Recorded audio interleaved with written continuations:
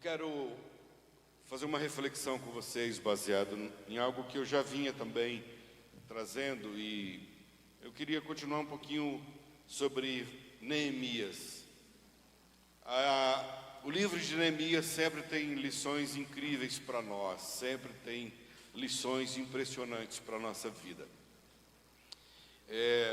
Quando Neemias, como eu já falei, né, lá no palácio do rei, como copeiro do rei, como aquele que era o masterchef daquele reinado, ele de alguma maneira pergunta como estavam os seus irmãos, os seus compatriotas. Ele ouve falar que havia grande ruína, que o povo estava muito mal. Ele resolve orar e pedir a Deus uma direção, e o rei se compadece da oração, do clamor dele, das intenções do coração de Neemias, libera ele, envia ele para estar ali reconstruindo os muros de Jerusalém, como a gente já viu em ministrações anteriores. E o que acontece é que, eu vou repetir porque é sempre necessário a gente lembrar, todas as vezes que Deus plantar algo no seu coração, você pode ter certeza que levantes acontecerão. Todas as vezes que algo da parte de Deus for dado a você, alguns levantes vão acontecer. Sempre. E é interessante que o que aquelas pessoas, Sambalate, Tobias, Gesem e os outros de Samaria falaram para eles, parafraseando, eles quiseram dizer assim, tem um texto que a gente vai ler que vai mostrar isso. Ele quis dizer que a obra que Neemias estava pronto a fazer juntamente com seus compatriotas, tudo aquilo que eles estavam fazendo, que eles intentavam fazer, uma só raposa seria suficiente, capaz de destruir o que eles estavam fazendo. Uma raposa. Eu meditando nesse texto, eu fiquei pensando quantas vezes você sonhou, desejou, Deus começou a colocar algo bonito no seu coração, e eu não quero falar alguns termos aqui de propósito mesmo, mas aquele projeto, você tem que ser um sonhador. Não, eu quero dizer para você as coisas que Deus coloca no seu coração, entendeu? Quase sempre, quando Deus coloca algo no seu coração, você vai ouvir vozes contrárias ao que Deus tem para você. Sempre vai acontecer isso. Todas as vezes que algo de Deus vier para você, vozes contrárias vão se levantar para tentar destruir o que você intenta fazer. Sempre. E eles falaram, uma só raposa. A raposa é um animal tão aparentemente frágil, né? Tão rápido, ágil pra caramba, mas diante de uma muralha, e eles disseram, uma raposa só vai ser capaz de destruir o que vocês estão querendo construir. E é evidente que muito daquilo que Neemias, juntamente com seus compatriotas, queriam fazer, do ponto de vista humano, né, aquele remanescente fraco, fragilizado, né, de judeus, eles eram fracos, eles estavam empobrecidos, e aquela empreitada realmente era muito grande para eles do ponto de vista humano. Porém, quando algo é muito distante da nossa realidade humana, mas que a gente coloca a nossa confiança plena e total em Deus, isso é possível acontecer. Isso pode acontecer. Porque quando você deposita a sua fé em um Deus grande, as coisas grandes, humanamente impossíveis para mim e para você, elas podem acontecer. E foi o que aconteceu com eles. Eu quero ler com você no livro de Neemias, no capítulo 4. E como tema dessa ministração, eu quero, se você quer anotar ou se você quer memorizar, como tema eu queria falar para você, preste bem atenção, olha para mim, por favor, se for possível. Cuidado com o que você permite. Cuidado com o que você permite. E eu me lembrei muito daquele texto de Provérbios 4, 23, que a gente conhece tão bem, que diz assim: sobre tudo que se deve guardar, guarda o seu coração, porque dele procedem as fontes da vida. Cuidado com aquilo que você permite para sua mente, para o seu coração, para a sua alma. Cuidado com o que você permite. E antes da gente ler Neemias capítulo 4, é tão interessante, preste bem atenção nisso daqui, guarde pelo menos isso também agora. Quando Jesus nos orienta a amarmos o próximo, e ele também fala que a gente deve amar os nossos inimigos, lembra disso? Quem lembra? Jesus falou que a gente devia amar o próximo, e orar por eles, e amar os nossos inimigos também. É tarefa dificílima. Amar o amigo já não está fácil. Amar o inimigo. Agora, sabe por que Jesus falou isso no meu entendimento? Provavelmente, o amigo, o próximo e o inimigo, provavelmente os dois costumam ser as mesmas pessoas. Quem está próximo a você, muitas vezes é o seu inimigo. Amar o próximo e amar o seu inimigo, possivelmente são as mesmas pessoas. E, pastor, pelo amor de Deus, que coisa terrível, que é uma realidade. Às vezes o inimigo nosso é o da própria casa, como as Escrituras nos ensinam. Às vezes é aquele que torce contra a gente.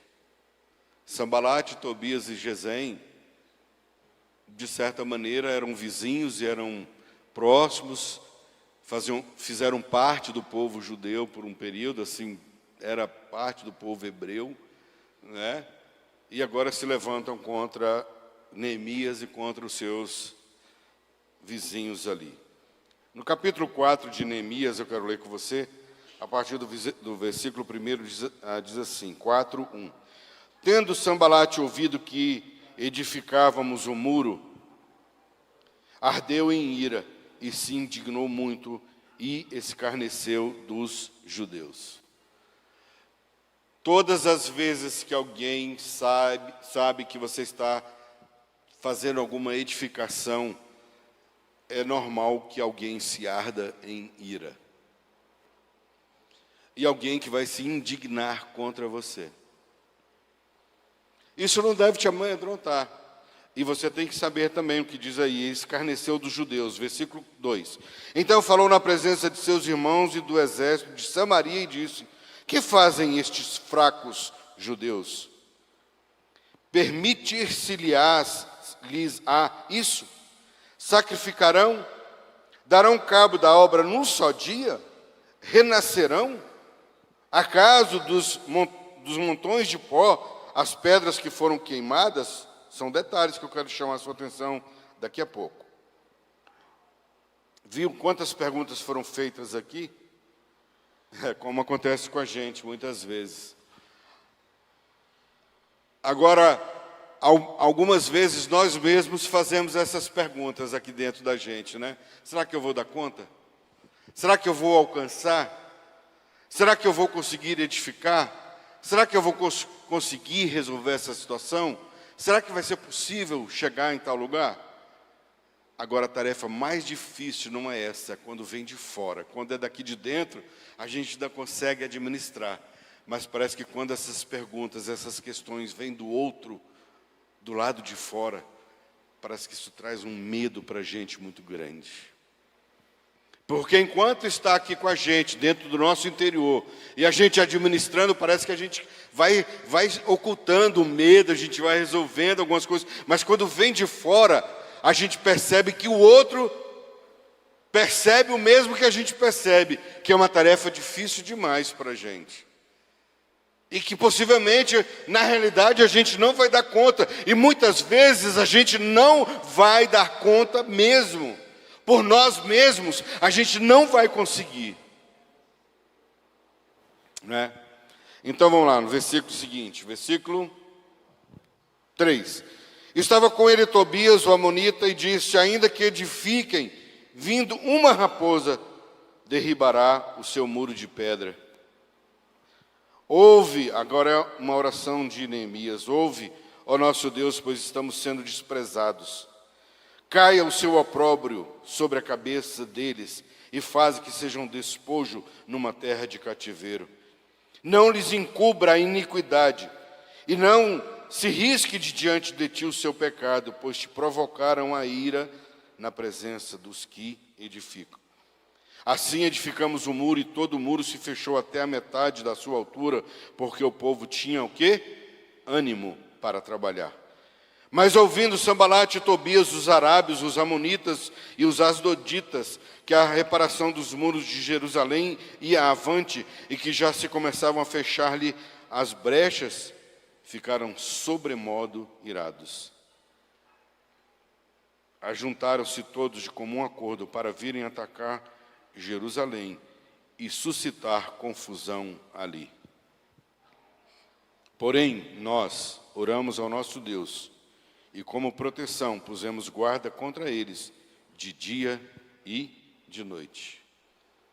Preste bem atenção que há sempre esse levante, né? Uma conspiração, um ajuntamento de pessoas para trabalharem contra algo de Deus para a sua vida. E aí, esse ajuntamento, né, de pessoas, né, e a ideia é sempre gerar confusão realmente. Versículo que a gente leu 9, diz, como vou repetir, diz que eles oraram a Deus e como proteção colocaram guardas de dia e de noite. Preste bem atenção que muitas vezes nós oramos e esquecemos de colocar guardas na nossa mente e no nosso coração. Quantas vezes nós atribuímos a Deus algo que não é para Deus, ou trazemos para nós algo que não é para nós. A gente tem essa tendência de fazer essa confusão, de atribuir a Deus uma responsabilidade que não é dele. Eles oraram, mas eles agiram, foram vigilantes, atentos. Por isso que eu usei como tema dessa ministração: cuidado com o que você permite. Cuidado com o que você permite. Sobre tudo que você deve guardar, guarda o seu coração. Versículo 10, né? Então disse Judá: já desfaleceram as forças dos carregadores e os escombros são muitos, de maneira que não podemos edificar o muro. Ao desânimo aí, né? Disseram, pois, os nossos inimigos: nada saberão disto, nem verão até que entremos no meio deles e os matemos. Assim faremos cessar a obra. Preste bem atenção que tem gente querendo realmente matar a gente. Tem gente querendo matar projetos de Deus para mim e para você. Versículo 12. Quando os judeus que habitavam na vizinhança deles 10 vezes nos disseram: de todos os lugares onde moram, subirão contra nós, então pus o povo por famílias nos lugares baixos e abertos, por detrás do muro, com as suas espadas e as suas lanças e os seus arcos. Inspecionei, dispus e disse aos nobres, aos magistrados, olha aí, ó, ação de Neemias, né? Inspecionou também, se dispôs, chamou os nobres, os magistrados e o resto do povo. Não temais, lembrai-vos do Senhor, grande e temível, e pelejai pelos vossos irmãos, vossos filhos, vossas filhas, vossa mulher e vossa casa. Aqui é uma ação, né, de Neemias. Não temem isso. Pelejem pelos seus filhos, pelejem pelas suas filhas, pela vossa mulher, pelo vosso marido, pela vossa casa. Versículo 15. E sucedeu que, ouvindo os nossos inimigos, que já o sabíamos e que Deus tinha frustrado o desígnio deles, voltamos todos nós ao muro, cada um à sua obra. Preste atenção, que tem hora de construir os muros e tem hora de vigiar e pegar a espada.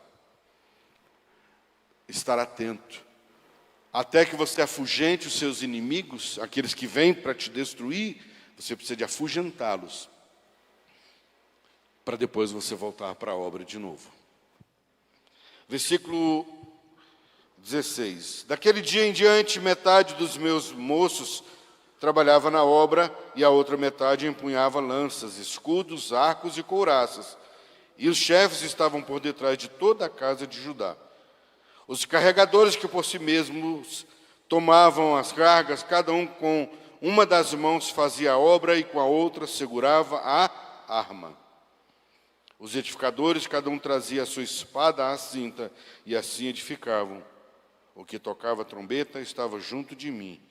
Disse eu aos nobres, aos magistrados e ao resto do povo: grande e extensa é a obra, e nós estamos no muro, muito separados, longe uns dos outros. No lugar em que ouvides o som da trombeta, para ali acorrei a ter conosco. O nosso Deus pelejará por nós. Assim trabalhávamos na obra, e metade empunhava as lanças, desde o raiar do dia até o sair das estrelas. Também nesse mesmo tempo disse eu ao povo: cada um com seu moço, fique em Jerusalém, para que de noite nos sirvam de guarda e de dia trabalhem. Nem eu, nem meus irmãos, nem meus moços, nem os homens da guarda que me seguiam largavam as nossas vestes. Cada um se deitava com as armas à sua direita. Obrigado, Senhor, por essa palavra, que ela traga edificação para nós, para mim, para os meus irmãos aqui, aqueles que nos acompanham.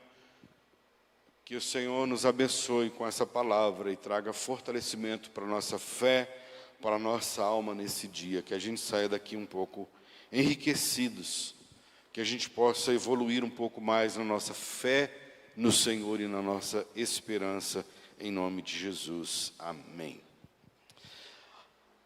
Você vai sempre ouvir essa palavra, você vai ter sempre dentro de você algum sentimento contrário. Muitas vezes dizendo assim: o que intenta fazer esse fraco William? O que intenta fazer esse fraco Celso? O que intenta esse fraco Léo? O que intenta esse fraquinho Ricardo? O que intenta esses fracos judeus? O que eles fazem? O que eles pensam que eles podem fazer? E é normal que a zombaria vai acontecer sempre conosco. Aconteceu aqui e vai continuar acontecendo. Fracos, aqui o termo, ele tem um significado de mirrado, miserável. O que esses miseráveis, o que esses mirrados, esses vagabundos, esses pobrezinhos, o que eles tentam fazer? Esse termo aqui é como flores cortadas que murchavam, sabe? Quando você pega a flor, você fala: um dia até foi bonita, um dia exalou algum tipo de perfume, mas agora está lá no chão, murcha. O que fazem esses fracos judeus? Sabe que muitas vezes os de fora podem não ver seus recursos humanos, mas eles vão ver os recursos espirituais que carregam você. Nem sempre as pessoas vão conseguir enxergar os recursos humanos que você tem, mas uma coisa eles vão ver: os recursos espirituais que Deus te deu, ou que Ele vai fazer através de você, por você. Porque muitas vezes as pessoas olham para mim, olham para você, às vezes os de dentro de casa, eles não reconhecem muitas vezes em nós aquilo que somos, ou não sabem aquilo que temos, ou não sabem os valores que existem dentro da gente. Eles não reconhecem muitas vezes, é normal que seja assim. A gente convive no dia a dia e as pessoas não sabem desses recursos que a gente tem.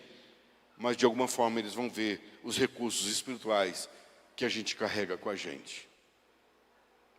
Sabe, há uns dias atrás eu tenho acompanhado a família do pastor Antônio Fernando, um grande amigo meu que partiu para o Senhor, agora vai fazer 2 anos, agora acho que em junho, né, Inara?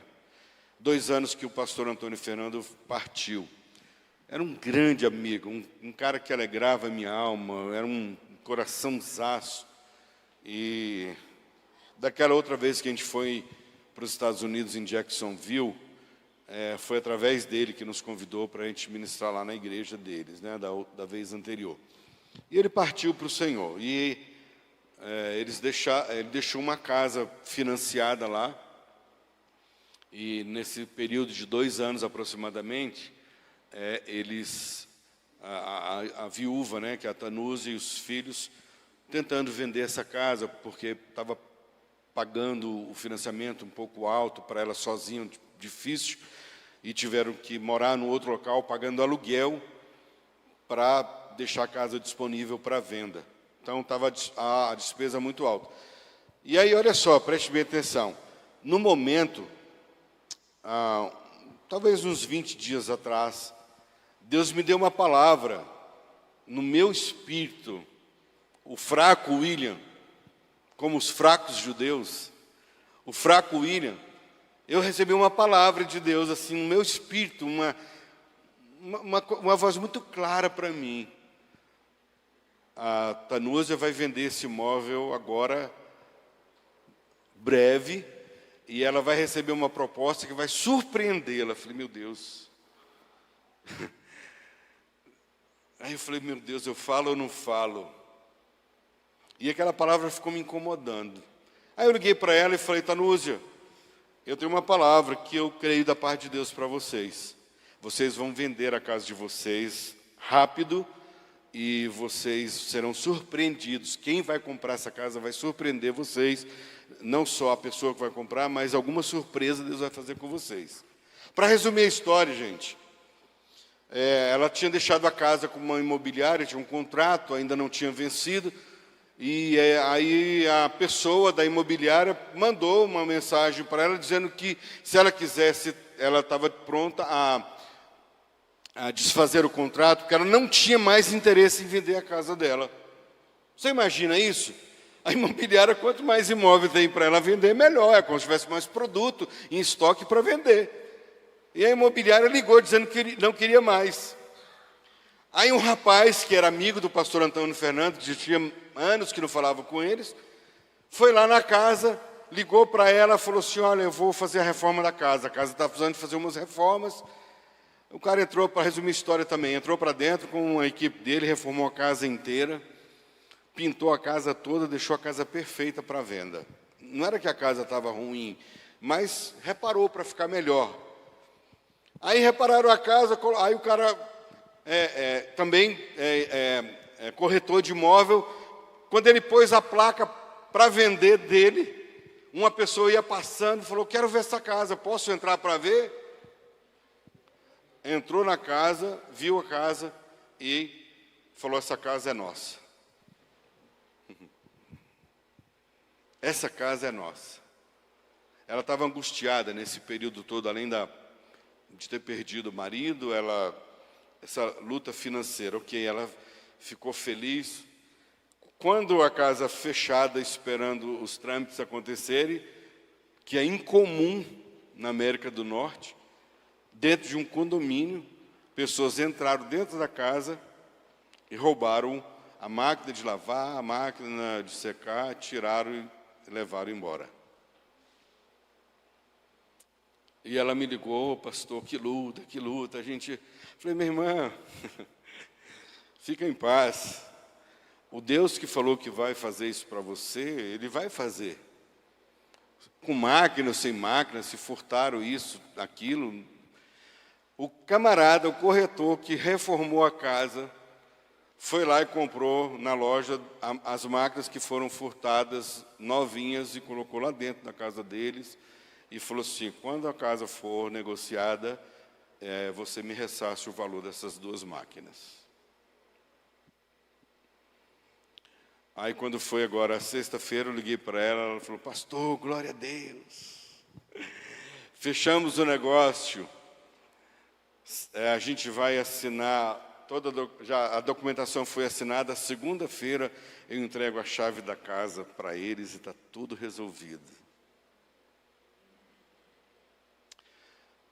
Eu estou dizendo isso aqui para vocês, para falar que talvez seja bom que quando você tiver uma palavra, algo no seu espírito que incomode você, por mais que você tenha medo de dizer, diga, fale.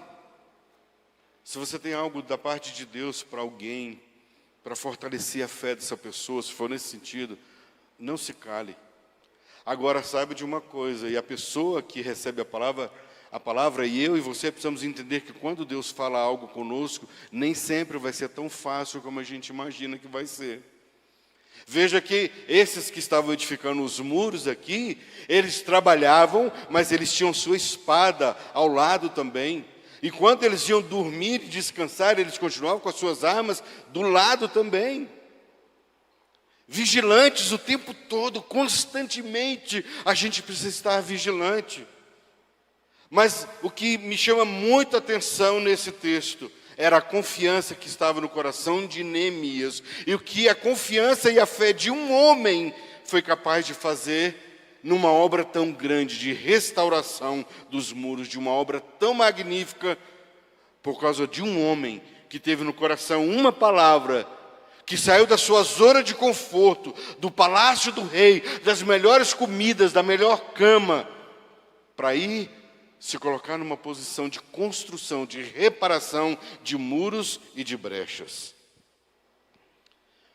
E você pode ter certeza de uma coisa, sempre que você tiver uma palavra de Deus, virão palavras contrárias, e uma delas é que o seu muro de pedra vai ser derrubado.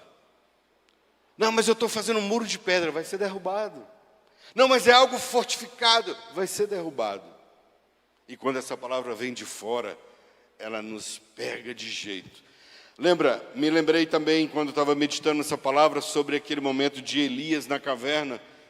Antes de entrar para a caverna, um cara que tinha feito coisas maravilhosas, recebe uma cartinha de uma mulher, uma mensagem de uma mulher chamada Jezabel. E ele se amedrontou diante daquilo. E depois de fazer grandes coisas em nome do Pai, em nome de Deus, Elias se coloca numa posição de covardia e vai para a caverna. A sua humanidade aflora. E aí Elias esqueceu de vigiar. Elias esqueceu de ter cuidado com aquilo que ele permitia entrar no coração, na mente e na alma. Lembra das perguntas que eles fizeram? Eles disseram, isso vai ser permitido? Por acaso eles vão sacrificar, vão prestar cultos? Esses cultinhos de domingo de manhã vai fazer alguma diferença para eles? Participar daquele pão e daquela ceia em memória de Jesus, por acaso isso vai resolver alguma coisa? Louvar, cantar, tocar, levar essa turma. O Celção vem lá de longe com o teclado pesado, a Glaucia, a Tânia vem lá de tão longe também, né? Aqui de Águas Claras.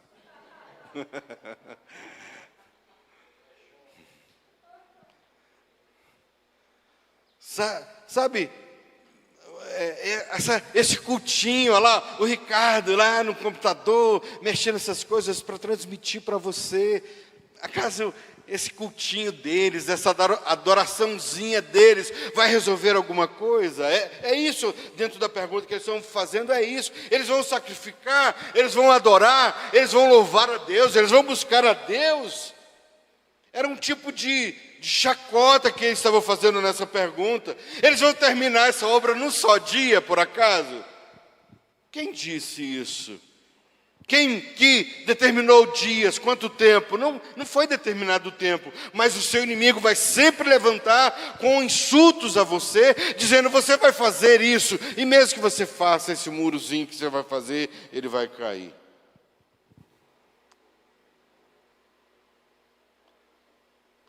Porventura vai renascer alguma coisa desses escombros? É assim que as pessoas falam, e é assim que muitas vezes nós nos sentimos. Vai ser assim, vão renascer dos montões de pó e de pedras que foram queimadas?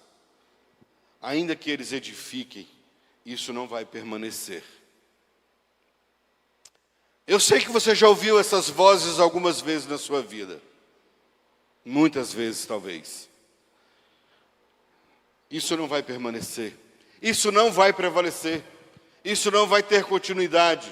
Esse muro não vai ficar de pé. Até uma raposa derrubará esse muro de pedra. Talvez essa linguagem da raposa é porque os muros é lugar de proteção, né? Quando você estabelece muros é lugar, você está estabelecendo limite de proteção. Até ali pode chegar, dali para dentro não entra. Só se eu abrir a porta. E quando fala de raposa, está falando desse animal que é um predador, né? Que busca sua presa de alguma maneira, de forma até voraz muitas vezes, mas é um cachorro, né? O selvagem. E você ouvir e falar assim, olha, esse murozinho que você está criando, esse projetinho que você está intentando no seu coração, até uma raposinha vai vir e vai destruir isso aí. Sabe por quê? Porque a raposa gosta de ovelha, né, gente? Quantos sabiam que raposa gosta de ovelha? Galinha também, né? Mas como aqui nós não somos crentes galinhas, vamos falar de ovelhas, né? E raposa gosta, lobo gosta de ovelha. E é isso que acontece muitas vezes, quando nos tornamos ovelhas do bom pastor, que não é desse pastor aqui, esse pastor aqui não é muito bom não, né? Mais ou menos. Mas o bom pastor, aquele que dá vida pelas ovelhas, quando nós nos tornamos ovelhas desse pastor, nós muitas vezes aprendemos que a gente tem que ser bobinhas o tempo todo, não pode questionar nada, né? O que o fulano fala é a ordem. Porque se você se levantar contra o ungido do Senhor, e há uma relação de dependência muito cruel, não é? Que acontece assim, mas quando a gente se torna ovelhas do Supremo Pastor e do Bom Pastor, a gente passa a ser gente mais humilde, precisamos ser gente mais simples, de um coração mais bondoso, tem que ser assim. E isso é muito comum, que raposas se aproveitem e entrem para consumir essas ovelhinhas. Essas 3 perguntas que foram feitas no texto, diz assim, eles vão se fortificar? Como que um frágil remanescente judeu iria construir muros fortes o suficiente para proteger sua cidade de um exército? Às vezes as armas que a gente tem são muito insignificantes diante do nosso inimigo. Realmente esse povo era um povo fraco, era um remanescente frágil, e eles estavam dispostos a construir, a reconstruir aqueles muros.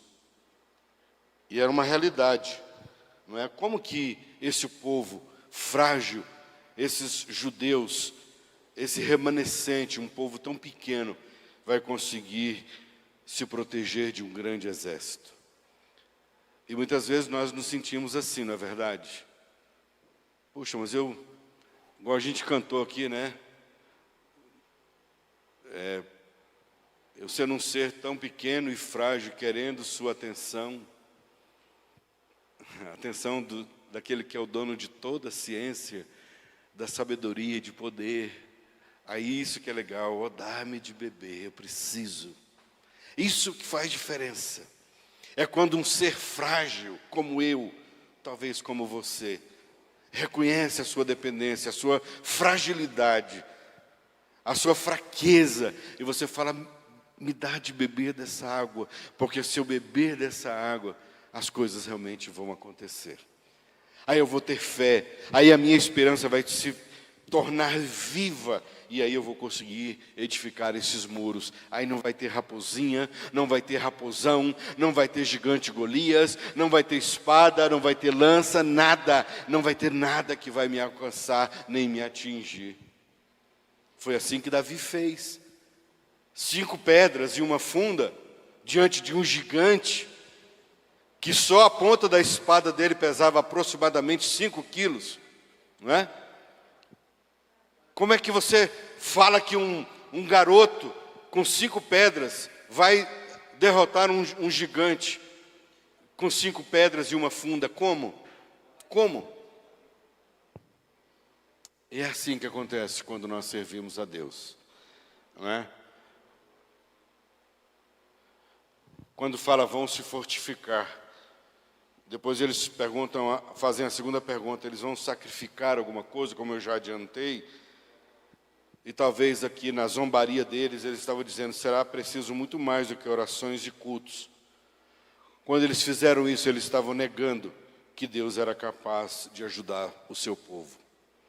Sabe, gente, muitas vezes nós somos assim também. A gente não crê que Deus é capaz de ajudar a gente numa situação tão estranha. A gente não crê que Deus pode fazer algo impossível para nós.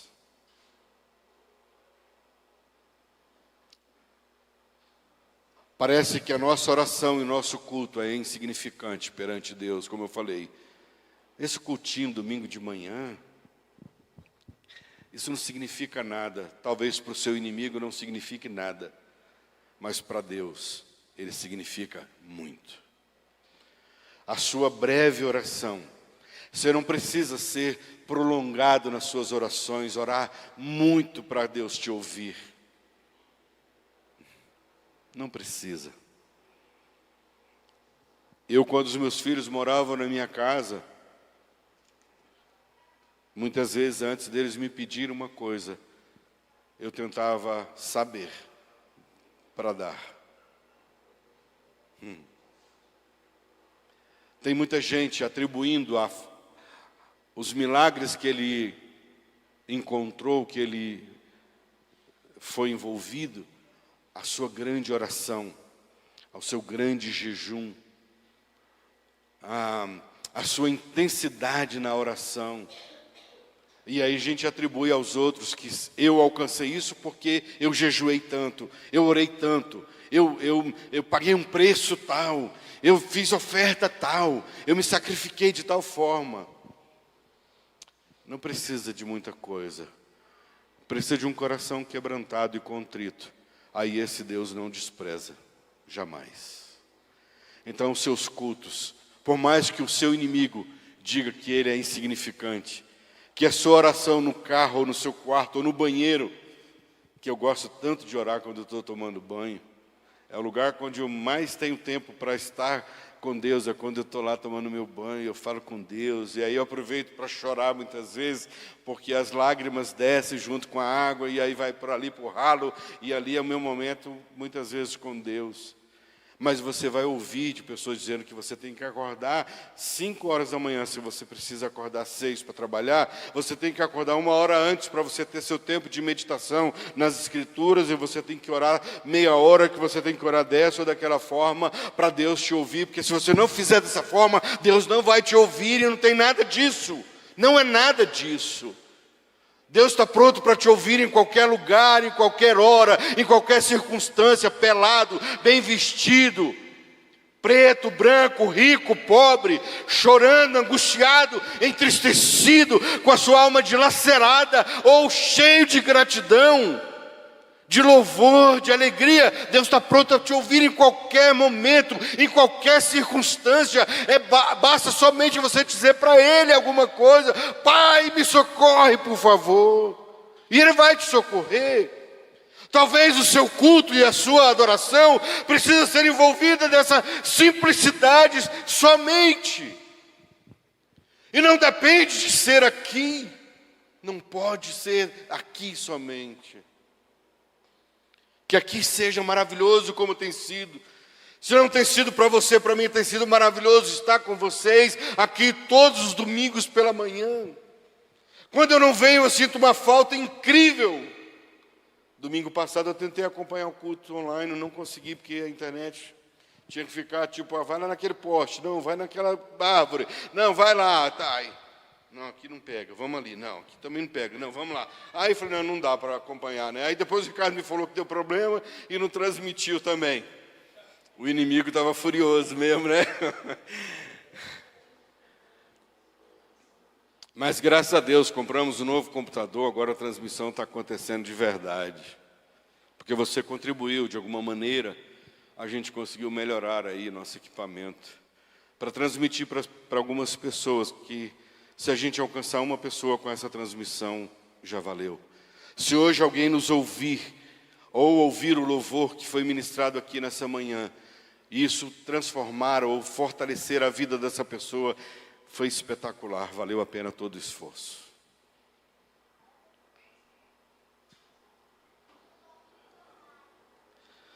Essa pergunta, será que eles serão capazes de resolver tudo e terminar tudo num só dia? E o seu inimigo vai sempre estabelecer tempo para você. Preste bem atenção nisso. O seu inimigo vai querer estabelecer tempo para você. Falar, ele não conseguiu até agora, agora que não vai conseguir mesmo. Nunca aconteceu, agora vai acontecer. Tem tantos anos que ele vem falando, ou ela vem falando disso, que vai fazer e nunca fez.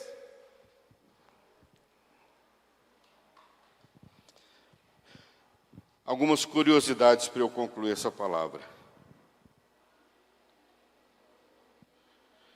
As pedras que foram tiradas dos escombros, é bem provável que essas pedras estivessem velhas e estragadas, que não serviriam para a construção dos muros mais. Aqui a gente tem mais uma lição. Muitas vezes aquilo que é velho, aquilo que já foi queimado, aquilo que aparentemente não serve para nada, às vezes é isso que Deus vai usar para reconstruir os muros. E eu vi aqui a reciclagem acontecendo aqui nas Escrituras, né? Pedras velhas, queimadas, danificadas, que perderam a sua capacidade de força, sendo reutilizadas no processo da reconstrução do templo. Com Deus é sempre assim. Aquilo que para o outro é lixo, para Deus é precioso. Aquilo que para o outro é desprezado, é desprezível, para Deus é uma pedra preciosa para Ele trabalhar para o bem, para o fortalecimento. A verdade é que essa pedra calcária, ela se enfraquecia sob o fogo. Isso era uma verdade. Quando passava pelo fogo, aquela pedra perdia seu poder de resistência. Às vezes a gente passa pelo fogo e parece que a gente perdeu o poder de resistência, né? Porque o fogo queima algumas coisas na gente mesmo. Mas o mesmo Deus que usou aquelas pedras, reciclou aquelas pedras para a construção do templo, aquele mesmo Deus, é o mesmo Deus que pode reciclar aquilo que parece cinza em mim e em você.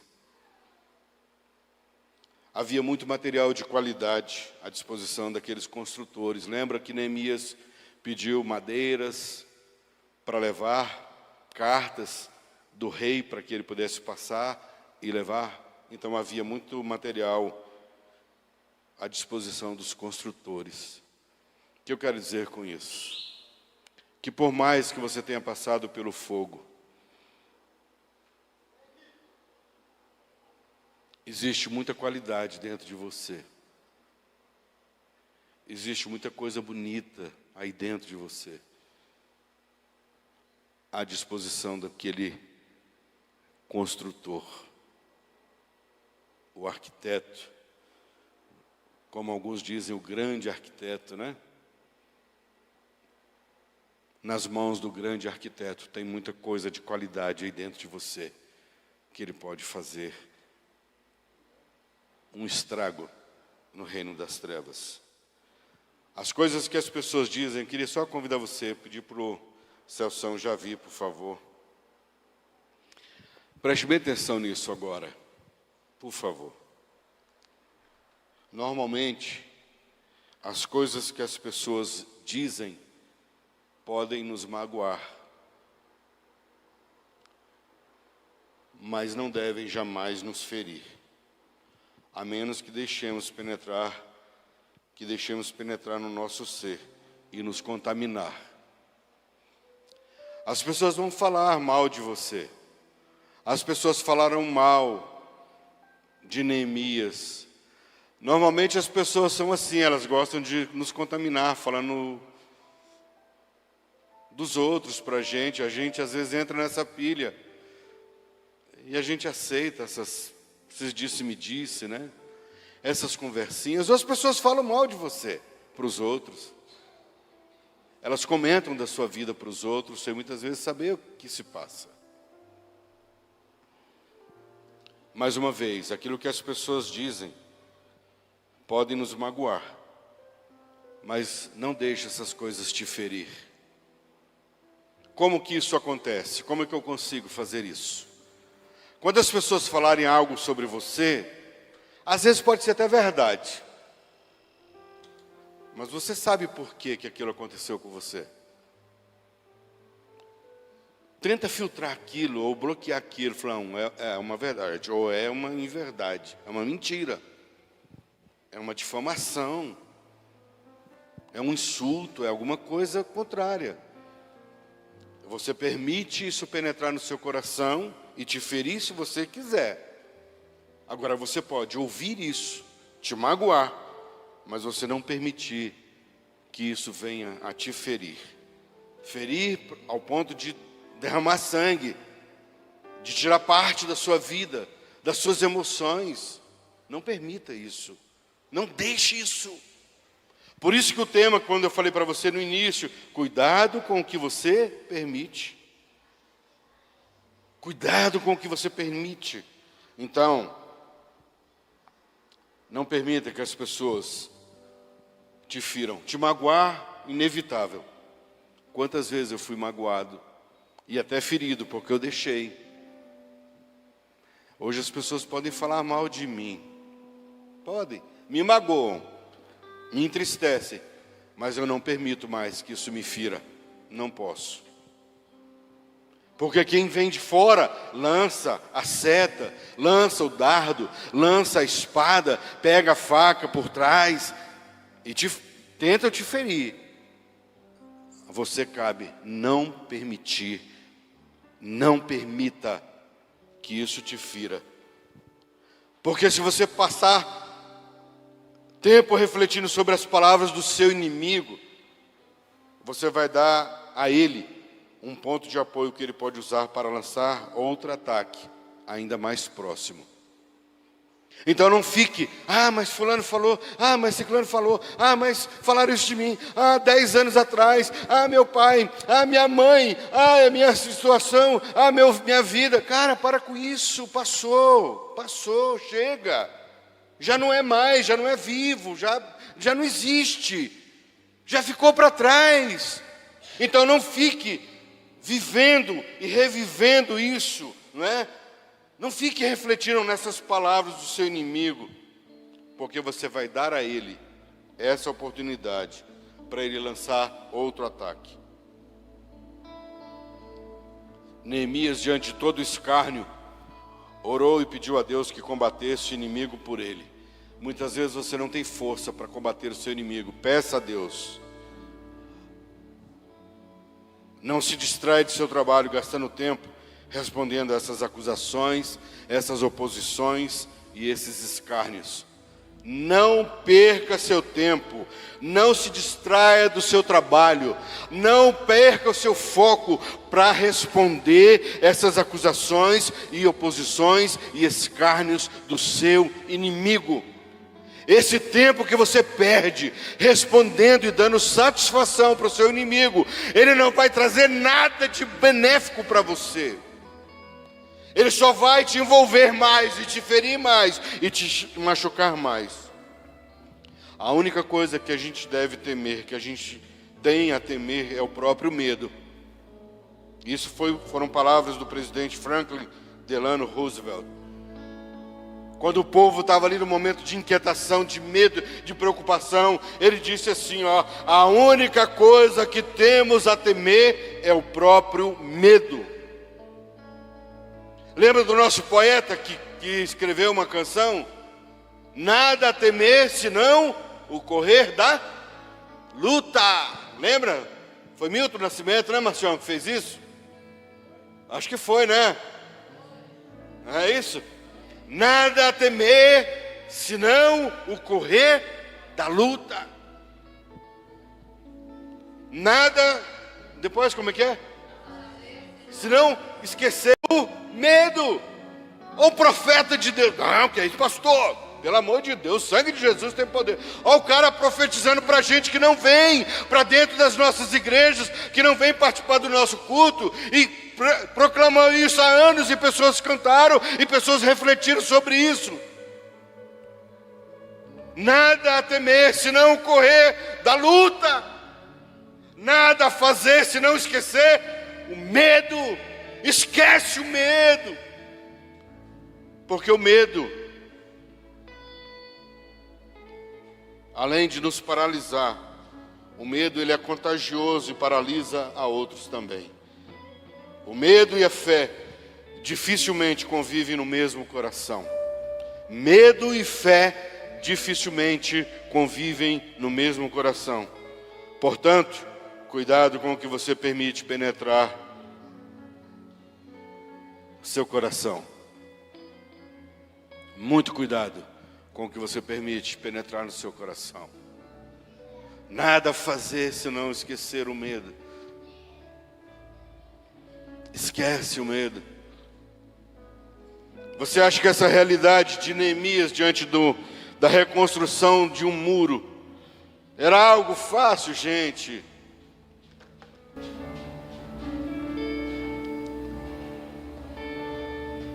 Será que dá para a gente relembrar, se eu continuar ministrando sobre Neemias? Tem muitas outras coisas para a gente rever aqui ainda. Porque os inimigos, eles não cessaram de falar. Eles não cessaram de continuar acusando. Eles não terminaram, eles insistiram o tempo todo. Até a conclusão. Então você precisa de saber uma coisa. Se você iniciou um projeto, seja ele qual for, pastor, mas o meu é um projetinho. Ok, é seu. Maravilhoso. Eu iniciei um projeto de cuidar um pouco mais de mim fisicamente. Todo dia que eu vou para o treino, eu tiro uma foto e publico. Não é porque eu quero aparecer não, gente. Não tenho nem interesse disso. Mas a verdade é que com isso, que era a minha intenção, era fazer com que outras pessoas, como o Adriel, que vai lá e dá um joinha, eu vi que ele viu. Ele deu um joinha lá e outros já me falaram: poxa, pastor, que legal que você está perseverando. É um projeto de vida, de cuidar da minha saúde, de melhorar o meu físico, certo? Para viver melhor. Você acha que não vem um monte de Sanbalate, Tobias e Gesem e diz assim: não vai não, você está cansado hoje, você está sentindo dor lombar, você está sentindo dor no tornozelo, não vai não, isso é besteira, você vai morrer de qualquer jeito. É, palavra assim. Qualquer que seja o seu projeto, persevera firme e vai até o fim. Vozes contrárias vão se levantar mesmo contra você. Nem se intimide diante disso. Não é nem um spoiler, né? Não é nem um spoiler, já pode ter certeza que é isso mesmo. Segura firme. Nada a fazer, se não esquecer o medo. Como é que é a primeira parte que a gente falou? Tem outra parte dessa profecia aí que diz assim: longe se vai, sonhando demais. Mas, quem lembra? Aí, ó, Celso tocando, irmão. Abrir o peito, a força, não é isso? Uma procura, fugir às armadilhas da mata escura, porque essa mata aí, dos Sanbalates, Tobias e Gesens, são matas escuras mesmo, que muitas vezes são ocultas a nós. Algumas vezes são ditas claramente, outras vezes não. Que Deus te abençoe. Que Deus te abençoe. Que Deus te ajude a sair desse medo. Que Deus te ajude a se fortalecer e saber que você pode, em Deus, a sua confiança, a sua perseverança em confiar em Deus, faça você chegar em lugares inimagináveis para você e para os outros, principalmente. Deus vai te levar. Sim, Débora.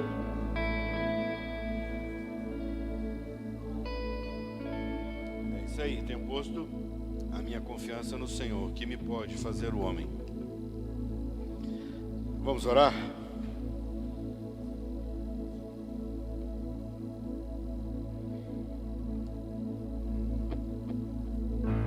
Obrigado, Jesus, por seu grande amor. Obrigado porque essa manhã o Senhor nos trouxe aqui para nos desafiar. Obrigado porque o Senhor nos trouxe aqui nessa manhã para que a gente não paralise, para que a gente não contagie ninguém com o nosso medo. Obrigado, Jesus, porque o Senhor nos trouxe aqui nessa manhã para a gente compreender um pouco mais que muitas vezes orar e pedir a Tua bênção sobre nós, isso vai acontecer, mas o Senhor não vai carregar pedra para nós. O Senhor nem sempre vai tomar a espada que nós precisamos tomar. O Senhor nem sempre vai se posicionar no nosso lugar, porque nós que precisamos nos posicionar. Somos nós que precisamos encarar o medo. Somos nós que precisamos calar as vozes que são contrárias à vontade do Senhor para nós. Nós vamos continuar assim, Senhor. Se é para reparar muros, portas, pisos, nós vamos continuar.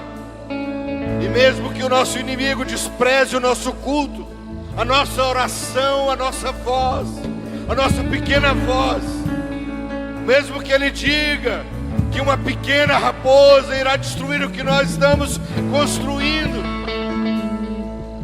não é verdade, porque aquilo que nós construímos debaixo de uma palavra do Senhor, isso vai prevalecer, isso vai ter continuidade, isso vai ter finalidade, isso vai cumprir o seu propósito. Eu oro para que o Senhor faça assim comigo, com meus irmãos, em cada projeto, talvez projetos que foram abandonados, que o Senhor possa, ó Deus, reativar esses projetos no coração dos teus filhos, que muros sejam reconstruídos, que portas e limites sejam estabelecidos nessa manhã, em nome de Jesus. Que a gente possa ter mais cuidado com aquilo que penetra a nossa alma e a nossa mente. Que a gente tenha mais cuidado com aquilo que a gente permite, ó Deus, nos ferir. Que a gente tenha a condição de experimentar a mágoa, mas não a ferida. Que esse povo do Senhor nesses dias, aqui e fora daqui, alcance essa capacidade de se magoar, mas não se permitir ferir, em nome de Jesus. Que o Senhor ordene a sua bênção sobre cada um de nós, hoje e sempre, em nome de Jesus, amém.